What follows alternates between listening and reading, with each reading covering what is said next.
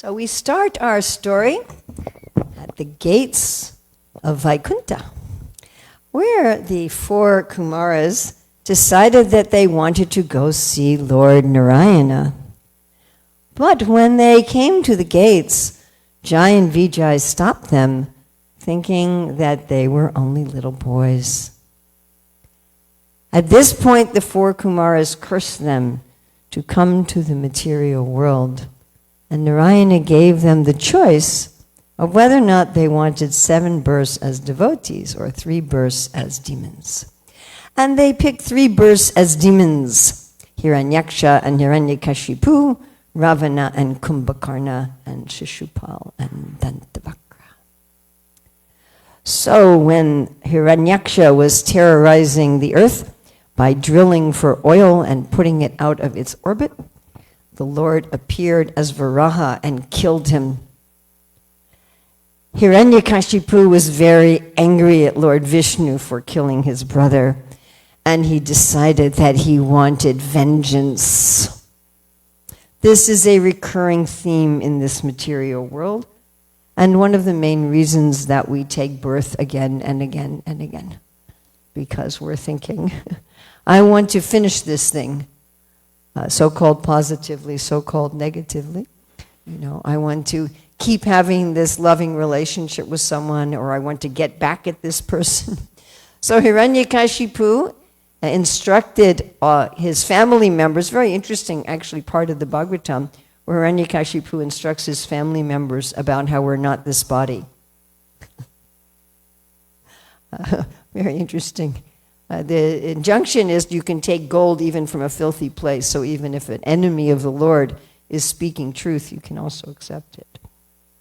But then after telling everybody that they're not this body and they're eternal and therefore they shouldn't grieve for the death of Hiranyaksha, then he makes a campaign against all the devotees.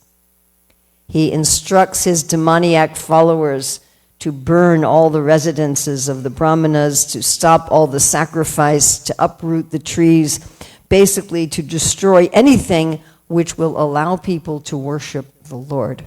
So of course such things are also done in the modern age, right? We had in the former USSR and communist countries, even today still in like North Korea and China, it's against the law to be a religious person.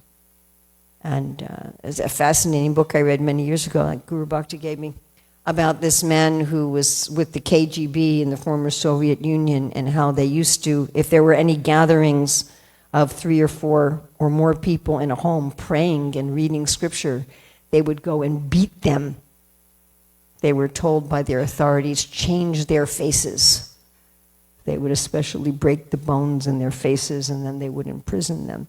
So this kind of thing, you know, those of you who read the book Salted Bread, about our devotees who were imprisoned for distributing books, right? Sarva Bhavana and Sachi Sutta, they were imprisoned for 2 years in Soviet labor camps, right? I worked on that book for 2 years, and as a Sarva Bhavana gave me this Sudarshan ring as a thank you for working on that book. But how they were in the prison, they could eat nothing but bread and salt for 2 years, and how if they were caught chanting, they were beaten. So this was the way that Hiranyakashipu was trying to get back at Vishnu for killing his brother. But then he thought about it, and he thought, well, if I really want to save myself from Vishnu, I mean, it's one thing to get vengeance from my brother, but what about myself? How am I going to take care of myself? So he thought, I'm going to do austerities to please Lord Brahma, and in this way, Vishnu won't be able to harm me. So, of course, we know that he, for 100 years of the demigods, he was standing on his toes, and a fire was coming out of his head. It's very interesting, the relationship of austerity to Krishna consciousness. Like Srila Prabhupada will often quote that if you do so many austerities but you do not fall in love with Krishna, what is the point? And if you've already fallen in love with Krishna, what is the point? And yet often we are very impressed by people who do great austerities, and we think that that is equivalent to bhakti. Now, of course, Srila Rupa Goswami says when you achieve bhakti, you naturally achieve jnana and vairagya. But just cultivating jnana and vairagya. Hiranyakashipu had a lot of jnana. He understood we went this body. And he also had a lot of vairagya in the sense that he was able to do these kind of austerities. But all they did was increase his demoniac tendency. So this fire was spreading everywhere. And the demigods, of course, are complaining about this. So Lord Brahma comes to see him.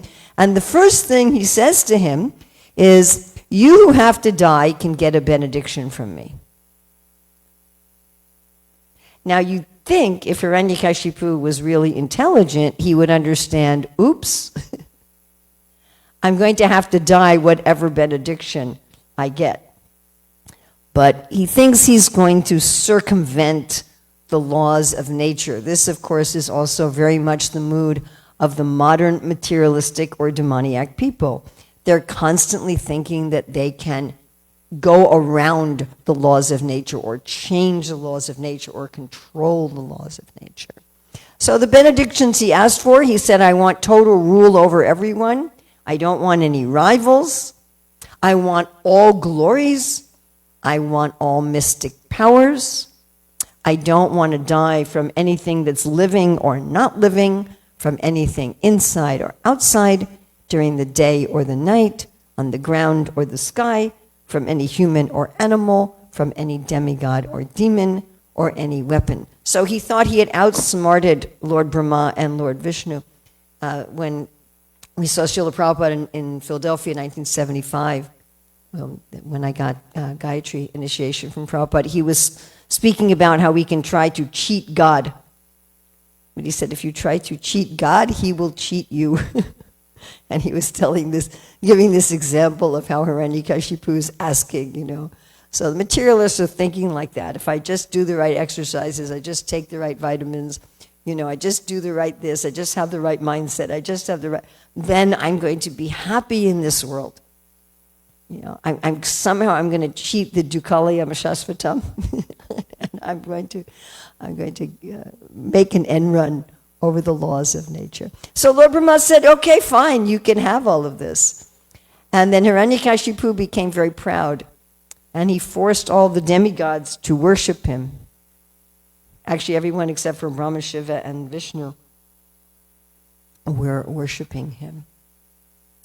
And he did actually try to control the universe. In fact, one of the things he did was force plants to bear out of season. Just like, again, nowadays people are doing that. And that we can eat strawberries in January, right? Trying to force material nature to not have periods of rest. To just go, go, go, go, go, go, go. We talk about this in Career Dharma, that the modern economists, they're propounding economic theories divorced from natural resources. They're saying economic prosperity equals economic growth. And therefore you just have to grow and grow and grow and grow and grow. Which means you have to force the land, you have to force the plants, you have to force the animals, you have to force the people. So this was Hiranyakashipu's mood. Now, he wasn't happy. We might think if I got all of this, if I had no rivals, I had all mystic powers, I could rule everything, I could rule material nature, I would be happy. Right? I mean, if we haven't developed Krishna Prema, then somewhere in our core of our heart, we're maintaining this idea that somehow, but he had everything. Hiranyakashipu achieved everything that anybody could possibly want, and he wasn't happy, and there were two symptoms given in the Bhagavatam. This is one of them. I'm sure we've all run into people like this. They get angry for no reason. Right? We've all run into people like this. And they chastising very severely and for no reason. Always getting on everyone else's case. For nothing, for anything. For a feather touch of a problem. Like poison ivy, you just touch it and it wants you to suffer for the next 3 weeks. That's a sign of a very unhappy person. Happy people don't do this. And his other sign of unhappiness was he was always getting intoxicated. Happy people don't need to get intoxicated. People get intoxicated because they're unhappy. So that he's, always yelling at everybody for no reason, and he's always getting intoxicated, meant that although he had achieved all of this, he didn't have inner happiness. So meanwhile, while he had been performing his austerities, the demigods had tried to kidnap his pregnant wife, Kayadu, because when he was performing austerities, he wasn't there, right? So she was vulnerable, and they wanted to kill the child when it was delivered, and Narada Muni said, no, this is a great devotee, I'll take care of her. So he takes her to his ashram, and he instructs her in Krishna consciousness. He instructs her in bhakti. And Srila Prabhupada says she forgot because she was thinking, is my husband okay? Is my husband okay? Is my husband okay? Is my husband okay? When is he coming home? When is he coming home? And this can happen to any of us. I like to quote this frequently, where Prabhupada was asked, do you make more advancement if you live in the temple? And Prabhupada says that depends if your mind is on another subject matter. So if we're apparently performing the activities of bhakti, we're offering arati, we're reading the scriptures, we're chanting Hare Krishna and so forth, but our consciousness is someplace else, then we tend to forget the instructions. Our advancement becomes extremely slow. So Kayadu, she wasn't really paying attention to what Narada was saying. She was happy to be safe from the demigods killing her, but she wasn't really attentive. But her unborn child was attentive. And there's a lot of evidence for this even in modern times, that children in the womb can hear, and not only hear, but learn. So I remember reading about one family, they wanted their child to be an expert mathematician. So while the woman was pregnant, they're reading mathematical textbooks. And that's actually what happened. Right? Or in another instance where they were reading very complex, like college-level textbooks on science, the child could read by the time he was 1 year old and so forth.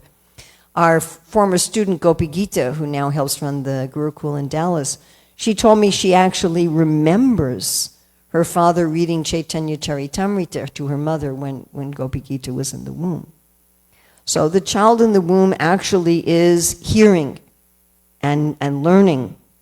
And so Prahlad Maharaj, he was paying attention. Actually, this is the example given by Srila Rupa Goswami of how we can attain bhava and prema by mercy. So generally one attains bhava and prema by following the rules of sadhana bhakti. But we can also sometimes, in rare instances, attain to Krishna prema through the mercy of God or the devotee. And one example is given of Narada instructing Prahlad, that by his grace, Prahlad becomes a devotee. So then after Hiranyakashipu finishes his austerities, Kayadu gives birth to Prahlad. And he was a very extraordinary devotee. He's liberated from birth. He didn't have to go through any kind of sadhana. And some of the symptoms are described in the Bhagavatam. No pride. Not agitated when put into danger. So this is very significant. Okay? Generally, we become agitated whenever we think there's any kind of danger. Now, that the body will have some reaction, that's true even for liberated souls. But they don't identify with the body, and therefore they don't identify with that agitation, and therefore they don't actually themselves become agitated. And he considered everything material to be useless and had no material desires. Now this is interesting because he asked Lord Nrsimhadeva at the end, please remove all material desires from the core of my heart. But actually he had no material desires. He was already liberated. And he had full control of his senses and his mind. He's just a little kid. Little kids don't have full, it's one of like the hallmarks of children, is that they can't control their senses and their mind, right? Isn't it? But even more so than adults, full control, and very kind to every living entity, and the best friend of everyone. This is the exact polar opposite of his father. His father's cruel to everyone. His father's cruel for no reason other than his own internal angst. The other people don't do anything and he's cruel to them, whereas Prahlada Maharaj is kind to everyone. And this is very significant also. To respectable persons, he acted exactly like a menial servant.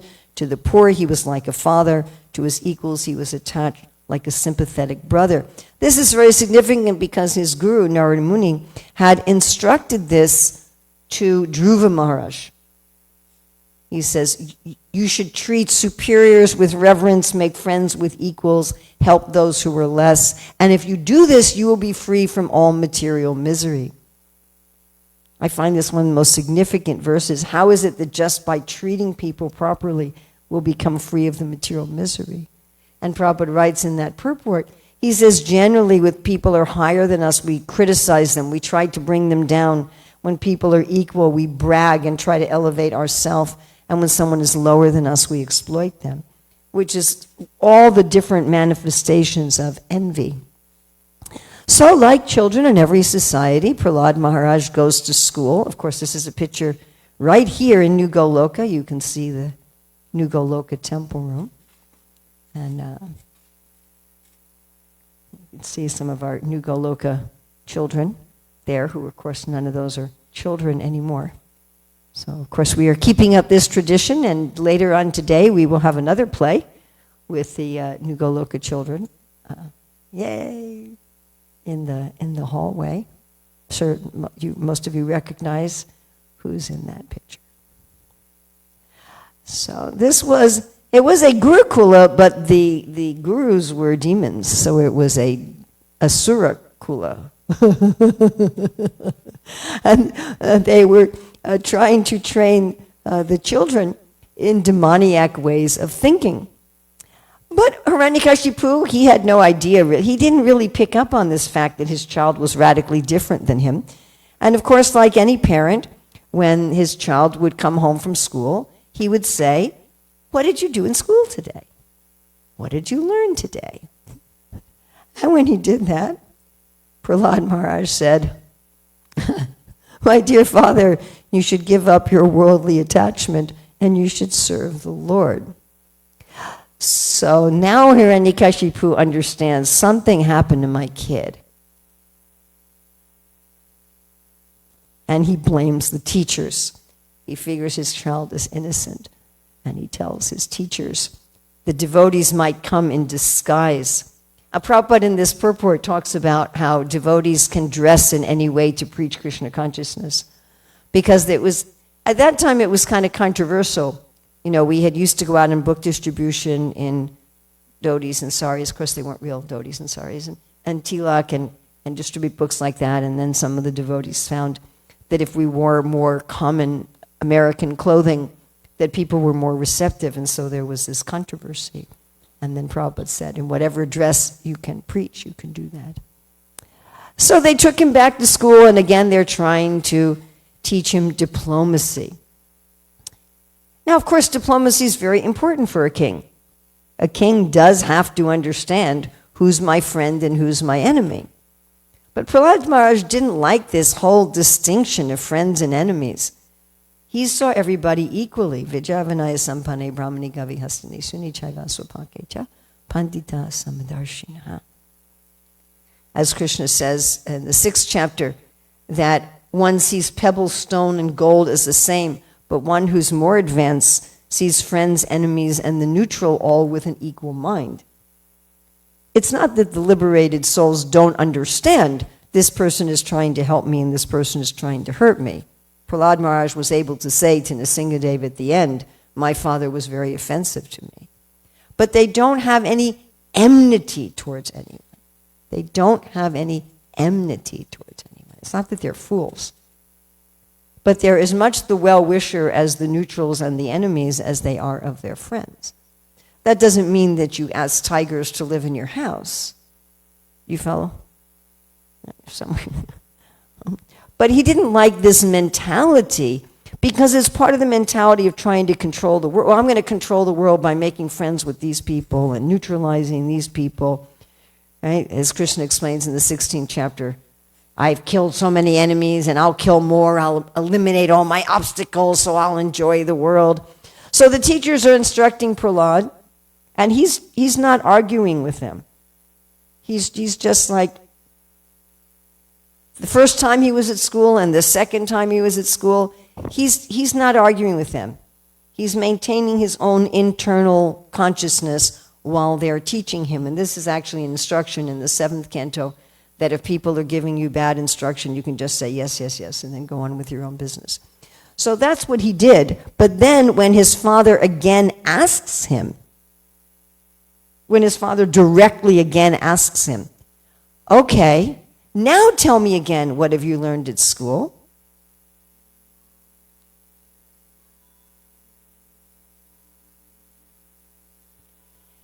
He gives the 9 main processes of devotional service.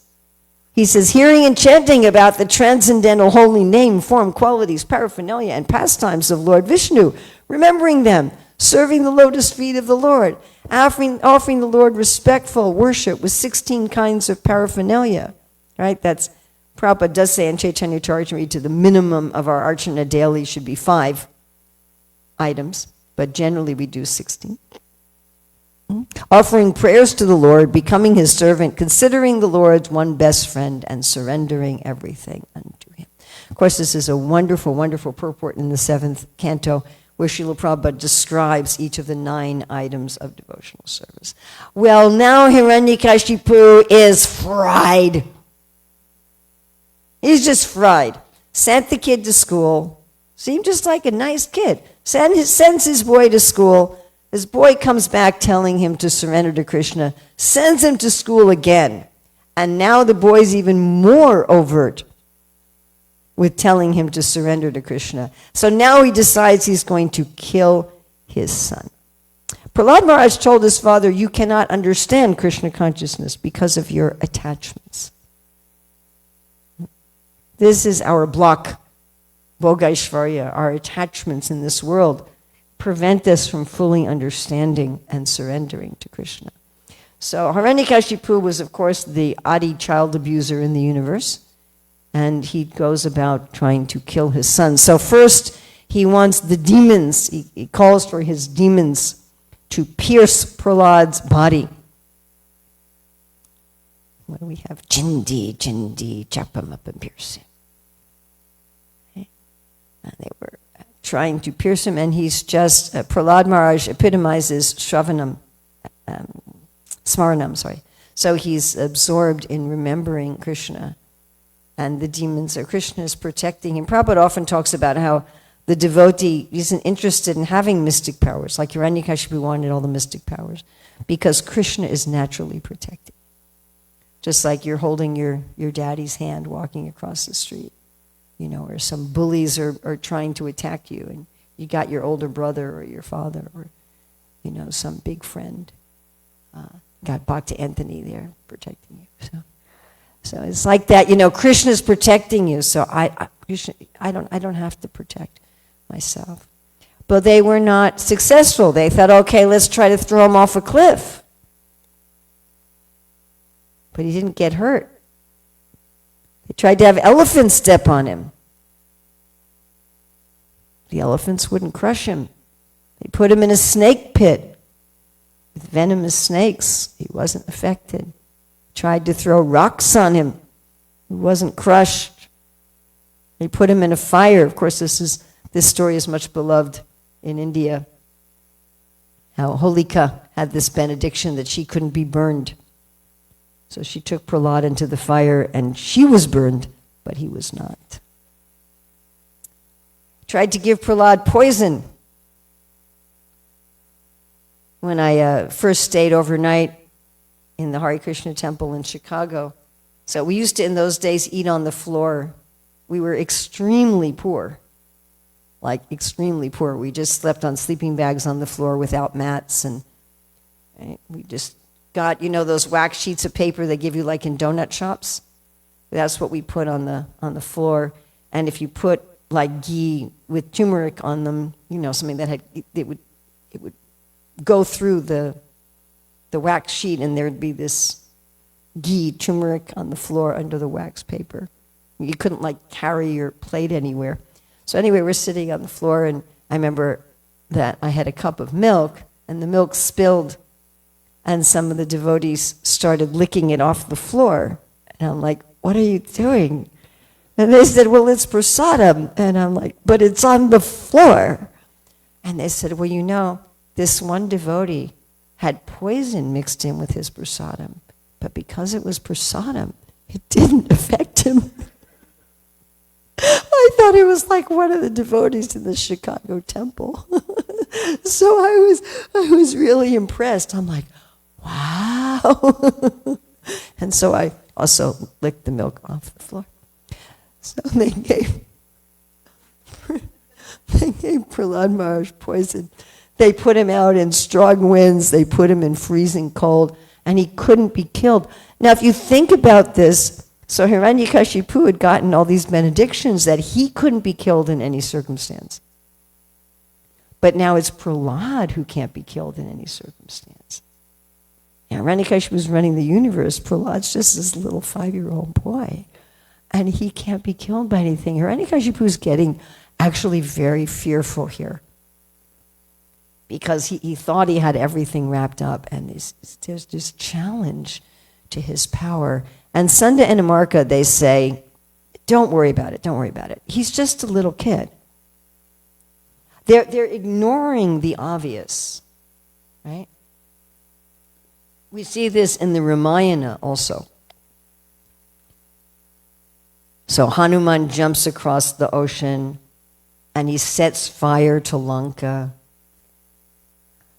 Ram builds a bridge across the ocean, and Ravana still thinks, I'm going to win. And Ravana was told by Marich, this is the Lord, don't mess with him, which is why Ravana used subterfuge and kidnapped Sita rather than engage in open battle with Ram. But then he becomes so attached, right? His sons, his brothers start getting killed one after another, and he still thinks, I'm going to be able to be successful. Right? This is the way it goes in material life. We make this plan, we make plan A, plan B, plan C, plan Z, and none of them bring us Sat Chit Ananda. And we still think, well, I'm going to keep trying. There must be another way. So you'd think that Hiranyakashipu at this point would decide that there was nothing he could do, but he said, okay, we'll try. We'll send him back to school. He says, all right, Sunda and Amarka, he's your responsibility. Now, something very interesting changes here. Because the first 2 times Prahlad went to school, he had not really communicated his inner way of thinking.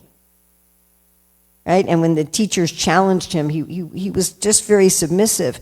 But now he just went through this experience where his father directly, indirectly tried to kill him in so many ways, and he wasn't able to be killed. So he becomes very emboldened. He becomes very courageous. So many years ago, I read a study about the 2 different responses to trauma. That sometimes when people go through some kinds of trauma, they survive the trauma, they become very fearful.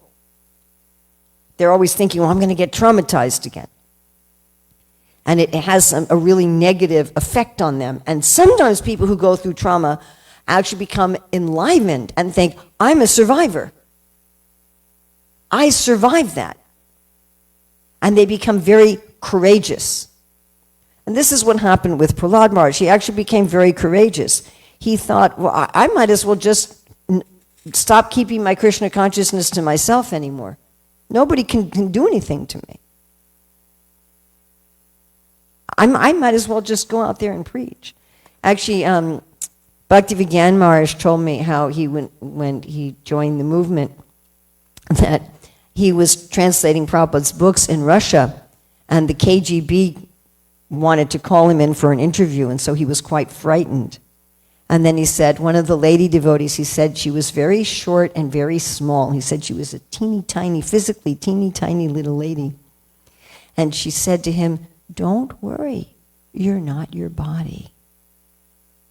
nobody can hurt you. And he said if this little teeny tiny lady had so much courage, that he could also have courage. And he took courage from that and met with the KGB. And it's a wonderful, wonderful story. So Prahlada is preaching to his classmates. They're asking him where he got this knowledge. And so he explains to them how Narada instructed him when he was in the womb. And then he gives them wonderful teachings. There's a little booklet we used to distribute, the teachings of Prahlad Maharaj. Srila Prabhupada actually spent a lot of time talking about Prahlad Maharaj's teachings, which we don't have time to go into in depth. So, of course, he talks to them about how we're not this body. Srila Prabhupada once asked the devotees, how do you start your preaching? They said, by telling them that there's God. Prabhupada says, no, you should first tell them, you're not this body. This, to me, is one of the most interesting instructions of Prahlad Maharaj.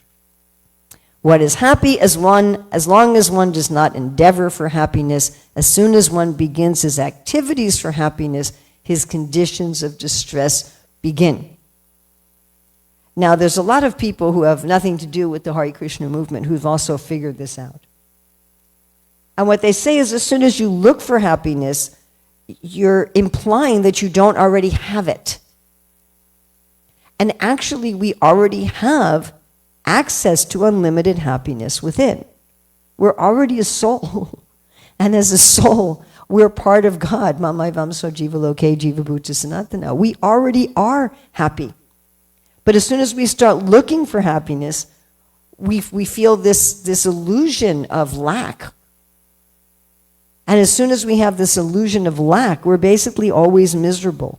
We're also looking for happiness in ways that have nothing to do with us, the soul. I'm looking for happiness for my body, or I'm looking for happiness for my mind.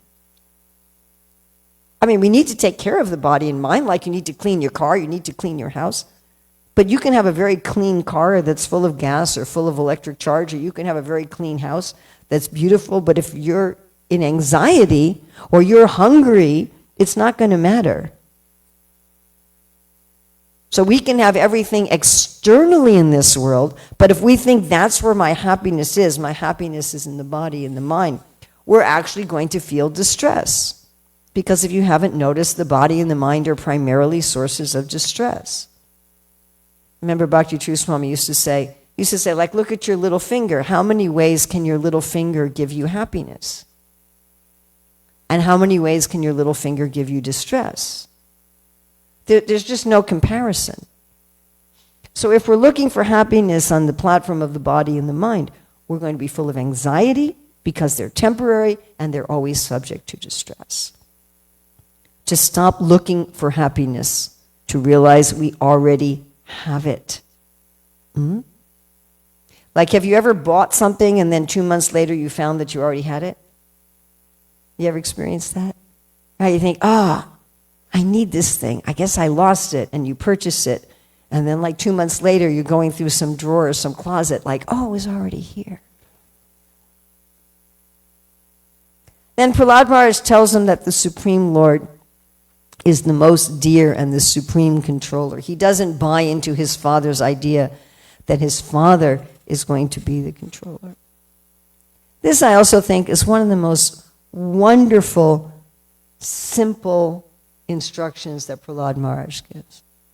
In the same favorable way that one sees himself and takes care of himself, take to devotional service to satisfy the Supreme Personality of Godhead.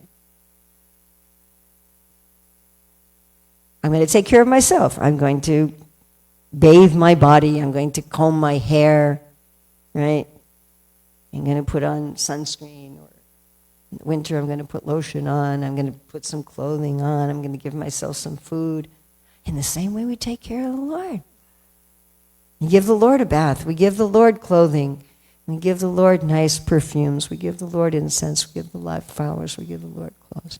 Just like I take care of myself. Not like I take care of myself and I neglect the Lord, but like I take care of myself, I take care of the Lord. In the form of the deity, in the form of the holy name, in the form of the Shastra. I give that service just like I would give to myself. So he was able to convince his friends.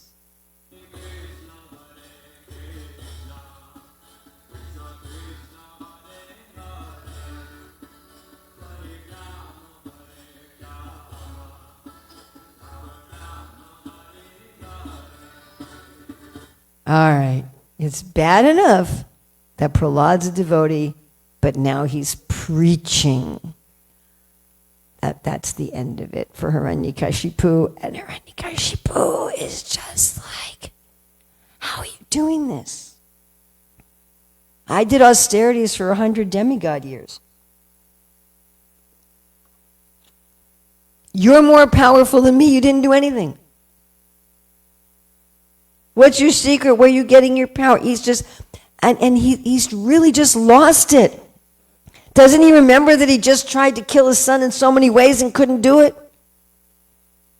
And now he's thinking, okay, if I can't kill Prahlad, I'm going to kill his power source. That's what it is. I'll find where he's getting his power, and I'm going to disconnect it. And he says, where do you get your power? And what does Prahlad say? Same place you do.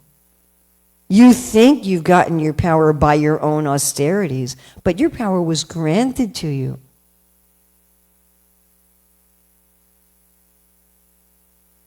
We all got our power from Krishna. All right, where is he? Well, he's everywhere. Right, everywhere. Sure, he's everywhere.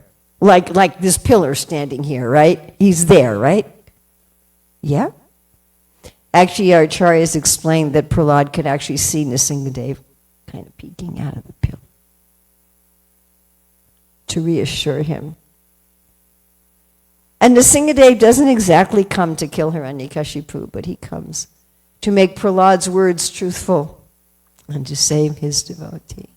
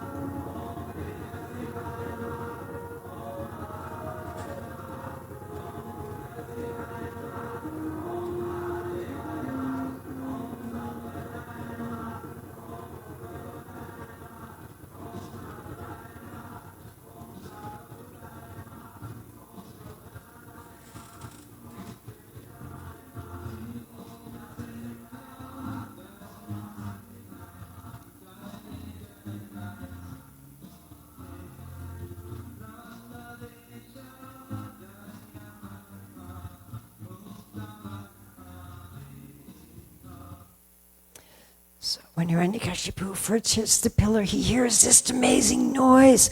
And then this being comes out of the pillar never before seen. And Hiranyakashipu is thinking, who is this amazing personality? Maybe it's Vishnu made this plan to kill me. But that doesn't matter because I have all these benedictions and I will kill him. And he starts this battle with Nrsimhadeva. As Hiranyakashipu is battling with Nrsimhadeva, he disappears into the Lord's effulgence. This is actually an untouched photograph of Nrsimhadeva. In Mayapur, one devotee took this photograph. It was in the temple taking a photograph when she went to look at it. And this is what it looked like. So the Bhagavatam says, making a loud, shrill sound of laughter, the Supreme Personality of Godhead, Narayana, who is extremely strong and powerful, captured Hiranyakashipu, who is protecting himself with his sword and shield, leaving no gaps open. With the speed of a hawk, Hiranyakashipu moves sometimes in the sky and sometimes on the earth, his eyes closed because of fear of Nrsimhadeva's laughter. Lord Kapiladev says that we should all meditate on the laughter of the Lord. So I couldn't find any sound to put in this show of Nrsimhadeva laughing, so you'll have to meditate on that and hope that he reveals this roaring laugh of Nrsimhadeva. Nrsimhadeva captured the demon along with his club, like Garuda might capture a snake. But then he gave him a chance to slip away. Actually, ordinary cats play with their prey like this. They catch them, let them go, catch them, let them go, catch them, let them go. Varaha also did this with Hiranyaka, right? Let him knock out his mace. And of course, the demigods there watching this, they're not very happy, because it's explained that they're outwardly rooting for Nrsimhadeva, but they were all subjugated by Hiranyakashipu, and so if Nrsimhadeva loses, they're really going to be in trouble for having rooted for the other side. So they're really upset by this.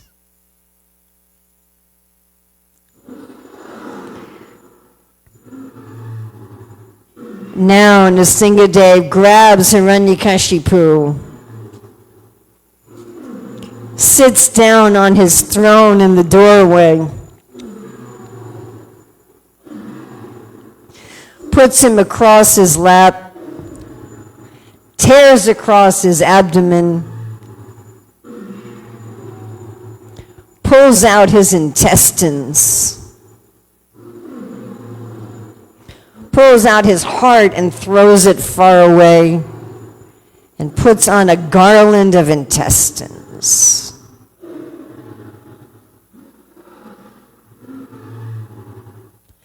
Nrsimhadeva killed Hiranyakashipu in the doorway, which is not inside or outside, at twilight, which is not day or night, on his lap, which is not the ground or the sky, in a half-man, half-lion form, which is not a human or a beast or a demigod or a demon, with his nails, which are neither living nor dead, and which are not weapons.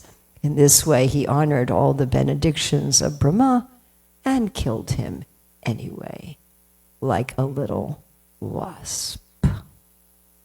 Then he attacks the demon soldiers with his many, many, many arms, killing them in all directions. His breathing was agitating the seas and oceans. From the pressure of his feet, all the hills and mountains sprang up. But he was still very angry. And he was so angry that none of the demigods could pacify him with all their variety of prayers.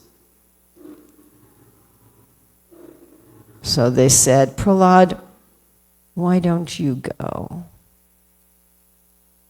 At which point Nrsimhadeva changed from his fearsome, angry mood to a very loving and kind mood.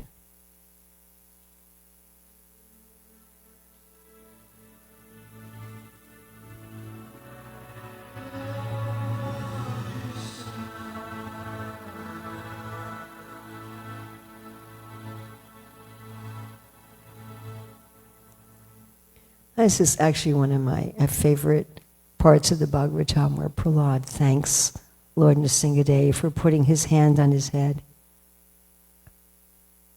And one of the desires of the devotees is that the Lord will benedict him. We were talking about that the other day, to say, well done, my good and faithful servant. And he felt, although Prahlada Maharaj was already completely pure, purity is not static, it's dynamic. And so he felt that he'd become completely cleansed. And although he was already ecstatic, all the symptoms of ecstasy started to manifest. His heart was so filled with love, and he started to cry. And he said, I'm not afraid of your ferocious mouth and tongue, your eyes, bright like the sun, or your frowning eyebrows. I do not fear your sharp, pinching teeth, your garland of intestines. This is actually, Lord Nrsimhadeva is showing the rasa of horror here. One lecturer probably says, if you want to enjoy horror, you meditate on Nrsimhadeva. A mane soaked with blood, high wedge-like ears, nor do I fear your tumultuous roaring or your nails, which are meant to kill your enemies.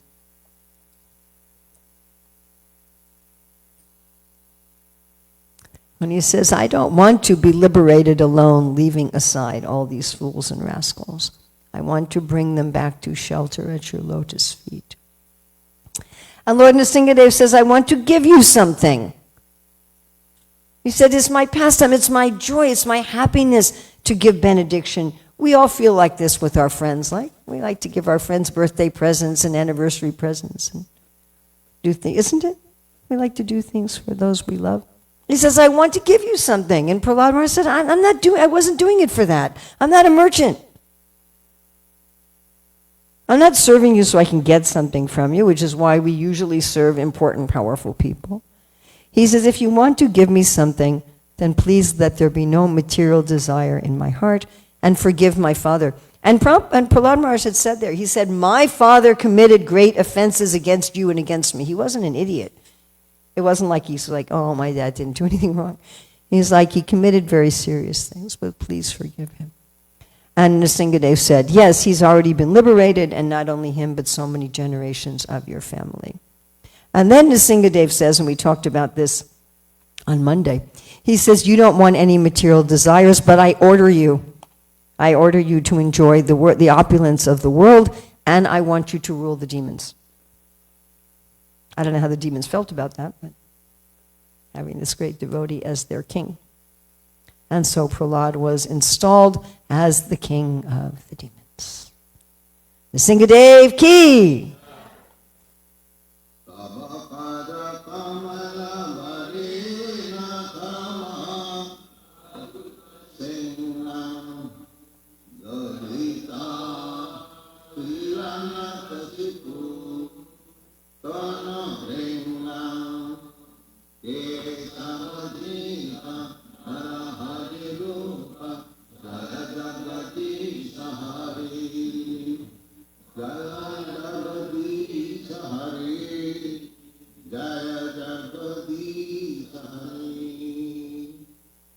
Srila Prabhupada ki jai. So about 5 minutes, if anyone has questions or comments or discussions.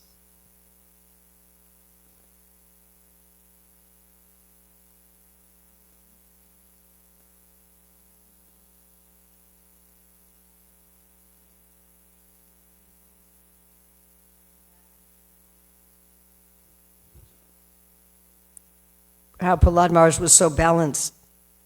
Yes, well it's interesting, having a balanced mind is both the result of devotional service and part of our sadhana. And Krishna talks about this in the 2nd chapter of the Bhagavad Gita, where one should be like desires like flowing like rivers into the ocean, which is always getting filled but never overflows. And I really like in the Gita where Krishna is talking about, by contemplation we develop attachment, by attachment lust, from lust anger, and from anger we lose our memory and intelligence, which we've all experienced that, yes? Everyone's experienced that. And then his cure in 264, he says, be free from attachment and aversion, regulate your senses, and you'll get Bhagavat Prasad. You'll get my mercy.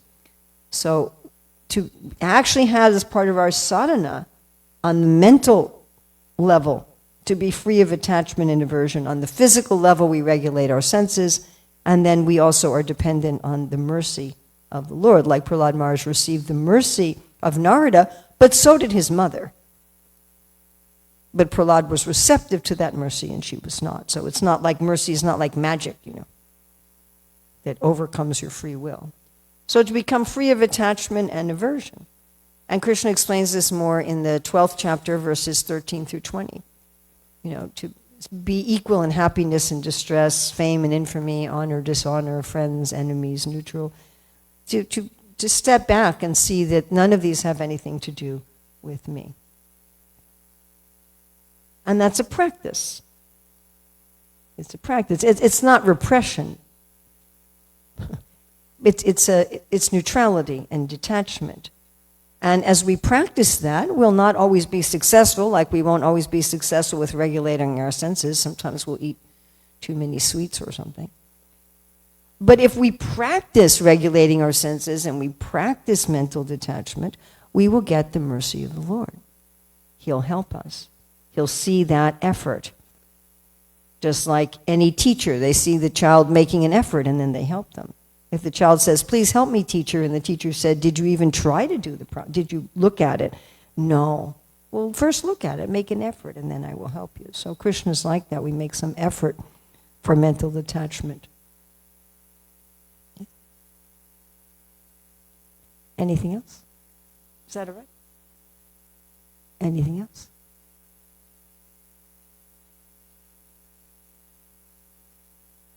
Yeah?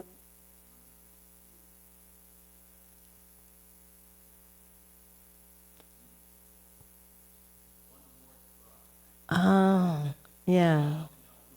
Yes, Vishnu was saying Hiranyakashipu was like this gambler who's been losing, and he thinks, just one more try and I'm going to win, you know. Now I'm going to bet the house, now I'm going to bet the car, and this time I'm going to be successful, yes. Okay, so I think we're going to greet the deities in about 2 minutes. Thank you very much. Srila Prabhupada ki jai. Lord Nrsimhadeva ki jai.